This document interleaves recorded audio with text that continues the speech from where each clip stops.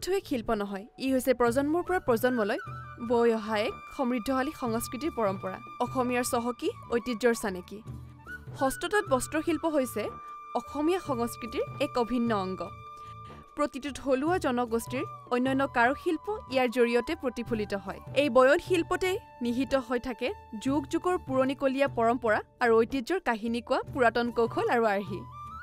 বয়ন শিল্পৰো আছে বিভিন্ন কৌশল, যাৰ ভিতৰত আছে জেকাৰ্ড আৰু পৰম্পৰাগত তাঁতশালৰ ব্যৱহাৰ। তৈয়াৰ কৰা প্ৰতিসাজ কাপোৰতেই যেন প্ৰতিফলিত হয় বিৰল শিল্পীসত্তা আৰু সাংস্কৃতিক ঐতিহ্য।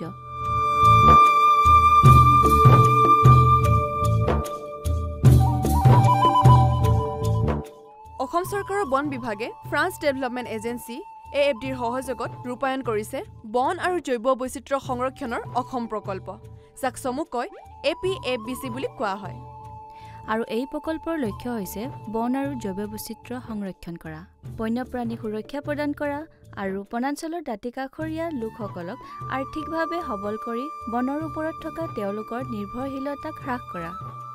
APFBCয়ে ৰাজ্যক ভালেকেইটা শিতানত প্ৰশিক্ষণ প্ৰদান কৰি আহিছে। তাৰ ভিতৰত আছে কাপোৰ বোৱা, চিলাই, নাৰ্চাৰী স্থাপন, বাঁহ শিল্প, আচাৰ প্ৰস্তুত কৰা ইত্যাদি ইত্যাদি।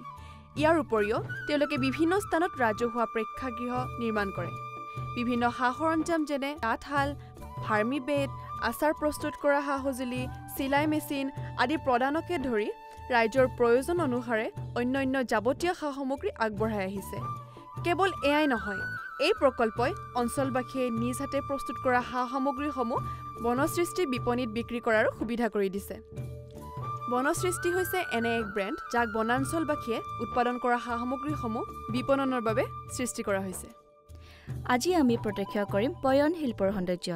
এই প্ৰকল্পৰ অধীনত ইতিমধ্যে বহু হিতাধিকাৰীয়ে বৈ উলিয়াইছে গামোচা, মাফলাৰ, ৰুমাল আদিৰ দৰে অনেক সামগ্ৰী। আহক আমি এই অভিনৱ প্ৰক্ৰিয়াবোৰ চাওঁ, কেনেদৰেনো তৈয়াৰ কৰা হয় এই অপূৰ্ব বস্ত্ৰ সম্ভাৰ।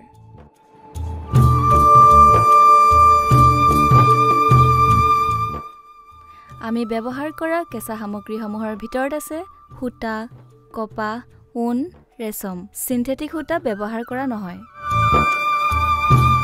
আমি ফুলৰ বহিও ব্যৱহাৰ কৰিব পাৰোঁ। বিশেষকৈ যান্ত্ৰিক তাঁতশালত কৰা জটিল আৰ্হিৰ বাবে ইয়াক প্ৰয়োগ কৰা হয়।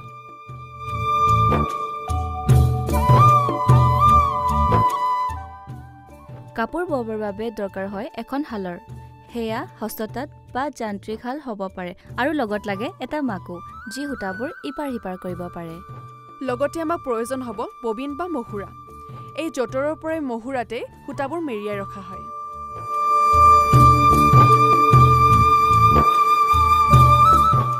আহক প্ৰথমতে আমি শালখন তৈয়াৰ কৰি লওঁ। শালখন সাজি উঠি তাত সূতাবোৰ খুব ভালদৰে আৰু খুব সাৱধানেৰে সংস্থাপন কৰা হয়। ইয়াৰ পাছত উঘাত পকাই থোৱা সূতাবোৰ যঁতৰেৰে মহুৰাত লোৱা হয় আৰু এই মহুৰাটো মাকুৰ ভিতৰত লগাই দিয়া হয়। এতিয়া কাপোৰ বোৱা প্ৰক্ৰিয়া আৰম্ভ হয়। মাকুৰ ভিতৰত ভৰাই থোৱা মহুৰা সূতাৰে শালৰ সোঁফালৰ পৰা বাওঁফাললৈ পাৰ কৰি দ্ৰৌপদীৰে জোৰেৰে বৈ থাকিব লাগে। আৰু ফুল তুলিবৰ বাবে বিশেষকৈ তাঁতশালত বিশেষ যতন কৰিব লগা হয়। অৱশেষত কাপোৰখন সম্পূৰ্ণকৈ বৈ হোৱাৰ পাছত শালৰ পৰা কাপোৰখন কাটি কাষৰ সূতাবোৰ ওলাই যাব নোৱাৰাকৈ ৰখাৰ দিহা কৰক। এয়া চাওক, আমি কেনেদৰে বৈ উলিয়াইছোঁ ইমান ধুনীয়া ধুনীয়া কাপোৰ। বোৱা কটা হৈছে এক পৰম্পৰা, কৌশল আৰু সৃষ্টিশীলতাৰ সূতাৰে বোৱা এক অনিৰুদ্ধ শিল্প। আমি আশা ৰাখিছোঁ বয়ন শিল্পৰ এই পৰম্পৰাগত কলা আৰু ঐতিহ্যই আপোনালোকক অনুপ্ৰাণিত কৰিব।